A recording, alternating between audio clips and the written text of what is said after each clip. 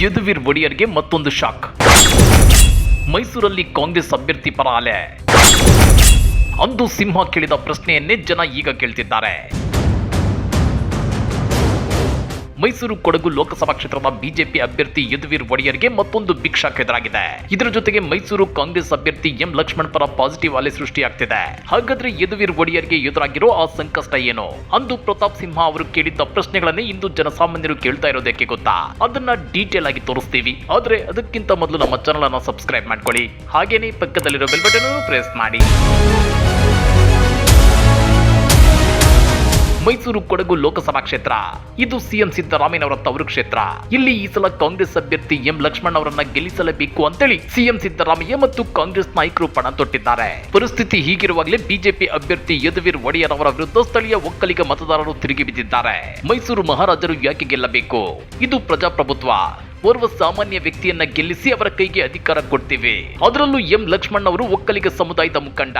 ಹೀಗಾಗಿ ನಮ್ಮ ಸಮುದಾಯದ ವ್ಯಕ್ತಿಗೆ ನಮ್ಮ ಮತ ಅಂತೇಳಿ ಈ ಕ್ಷೇತ್ರದ ಒಕ್ಕಲಿಗ ನಾಯಕರು ಘೋಷಿಸಿದ್ದಾರೆ. ಹೀಗಾಗಿ ಮೈಸೂರು ಕೊಡಗು ಲೋಕಸಭಾ ಕ್ಷೇತ್ರದಲ್ಲಿ ಬಿಜೆಪಿ ಅಭ್ಯರ್ಥಿ ಯದುವೀರ್ ಒಡೆಯರ್ಗೆ ಆತಂಕ ಎದುರಾಗಿದೆ.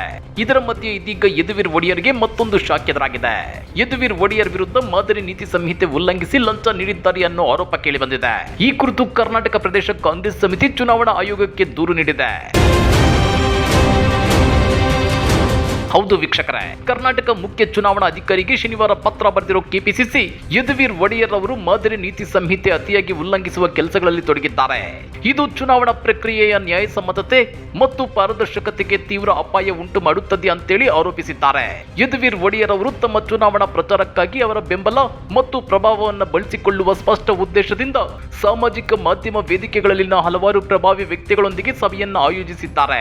ರಹಸ್ಯವಾಗಿ ನಡೆಸಲಾದ ಈ ಸಭೆಯಲ್ಲಿ ಯದುವೀರ್ ಒಡೆಯರ್ ಅವರು ವೈಯಕ್ತಿಕ ನೋಟ್ಬುಕ್ಗಳು, ಪಿನ್ನುಗಳು, ಚಾಕ್ಲೇಟ್ಗಳು, ಸೀರೆಗಳು ಮತ್ತು ಸಿಹಿ ತಿಂಡಿಗಳು ಸೇರಿದಂತೆ ಭೌತಿಕ ಪ್ರೇರಣೆಗಳನ್ನು ನೀಡುವ ಮೂಲಕ ಈ ಪ್ರಭಾವಿಗಳನ್ನು ಓಲೈಸಲು ತೀವ್ರ ಪ್ರಯತ್ನಗಳನ್ನು ಮಾಡಿದ್ದಾರೆ ಅಂತೇಳಿ ದೂರಿನಲ್ಲಿ ತಿಳಿಸಲಾಗಿದೆ.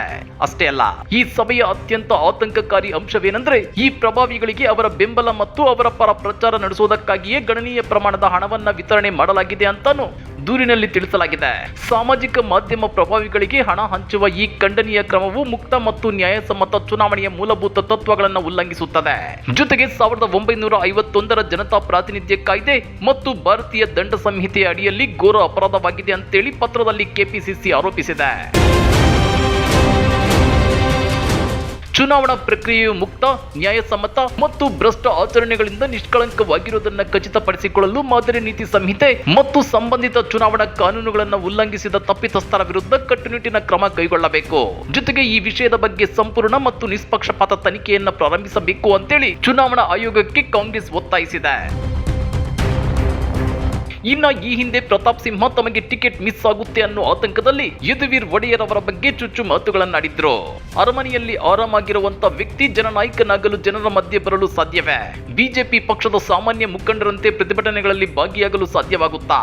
ಪಕ್ಷದ ಕಾರ್ಯಕ್ರಮಗಳು ಎಂದ ಮೇಲೆ ಒಂದು ಶಿಷ್ಟಾಚಾರ ಇರುತ್ತೆ. ಅಧ್ಯಕ್ಷರು, ಉಪಾಧ್ಯಕ್ಷರು ವೇದಿಕೆ ಮೇಲೆ ಕುಳಿತರೆ ಇವರು ಕೆಳಗೆ ಕೂರಬೇಕಾಗುತ್ತೆ. ರಾಜರು ಕೆಳಗೆ ಕೂರಲಿಕ್ಕೂ ಸಿದ್ಧರಿದ್ದಾರೆ. ಪಕ್ಷದ ನಾಯಕರು ಮೈಸೂರಿಗೆ ಬಂದಾಗ ಹೋಟೆಲ್ಗಳ ಮುಂದೆ ನಿಂತು ಹೂಗುಚ್ಚ ಹಿಡಿದು ಕಾಯಲು ಸಿದ್ಧರಾಗಿದ್ದಾರೆ.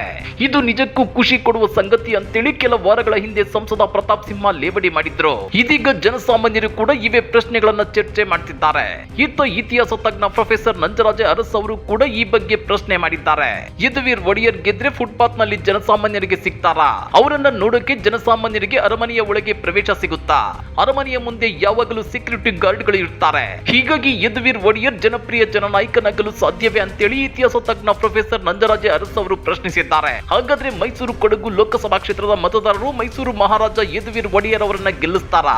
ಇಲ್ಲ ಒಕ್ಕಲಿಗ ಮುಖಂಡ ಕಾಂಗ್ರೆಸ್ ಅಭ್ಯರ್ಥಿ ಸಾಮಾನ್ಯರಲ್ಲಿ ಸಾಮಾನ್ಯ ಎಂ ಲಕ್ಷ್ಮಣ್ ಅವರನ್ನ ಗೆಲ್ಲಿಸ್ತಾರಾ? ಕಮೆಂಟ್ ಮಾಡಿ, ವಿಡಿಯೋ ಲೈಕ್ ಮಾಡಿ, ಶೇರ್ ಮಾಡಿ. ಇಂಥ ಮತ್ತಷ್ಟು ರೋಚಕ ರಾಜಕೀಯ ಸುದ್ದಿಗಳನ್ನ ಮಿಸ್ ಮಾಡದೆ ನೋಡಬೇಕು ಅಂದ್ರೆ ನಮ್ಮ ಯೂಟ್ಯೂಬ್ ಚಾನೆಲ್ ಅನ್ನ ಸಬ್ಸ್ಕ್ರೈಬ್ ಮಾಡ್ಕೊಳ್ಳಿ.